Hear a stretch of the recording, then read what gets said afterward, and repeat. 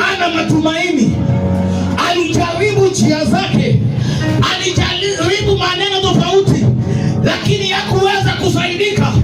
Na maandiko yanasema kwamba akamwambia Yesu, Wayahudi na Wasamaria hawatangamani, hawana uhusiano.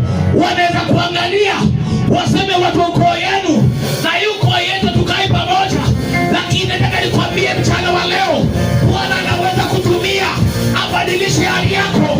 Wanaweza kuona, wanaangalia familia, watu kwa kile fulani hatuwezi kaa. Nataka nikwambie leo, Bwana anaweza kuinua, anaweza badilisha hiyo hali katika jina la Yesu Kristo. Sawa, Wayahudi na Wasamaria hawana uhusiano. Cha maana hapa sio uhusiano wao.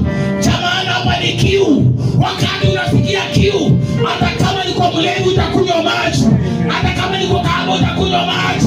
Cha maana ni kiu.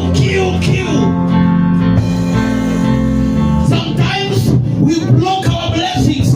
Ni kwa sababu tunaangalia wale ambao wako kwa position ya kutusaidia na tumewadharau. Tunaangalia watu, tumewadharau. Tunaona wewe tusaidia na wao ndio njia tu ya kusaidia. Hawa wazee wa zamani sisi kama kiasimeja ndio the oldest na nani na kuota. Sana kuota. Kuna ndio mzee hapa kabisa, si ndio? Ya nini? Nani? Ya nini? Nini tunatoshana kidogo tu. Tunatoshana? Wewe mzee? Wewe mzee? Sana. Okay. Wale wazee wa zamani walikuwa wanaambiwa, wakiwa vijana wanaambiwa, hatutaki msichana kutoka kwa ile familia. Uko hatuwezi kaa. Msichana wa familia kwa namna gani? Na wakati mwingine ni kupotea. Maana hatujui mahali baraka za Mungu zinatokea. Kuna wakati wanaangalia watoto wako, waone hao wasiendelea. Sawa, Wasamaria na Wayahudi hawana uhusiano, lakini Bwana anakuja, anainua watu. Kama ni Samaria atainua watu, kama ni Wayahudi atainua watu. Haijalishi wamedharau namna gani, haijalishi wamekana namna gani, Bwana anainua mtu.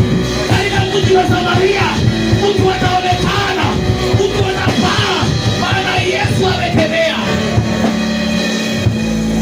Siku hizi tamtii vijana wetu wasichana ndio wao wenyewe wajipange. Na kama uko hapa unatafutia wako shembo hiyo miaka iliisha. Sasa hivi wacha atafutie mahali tu.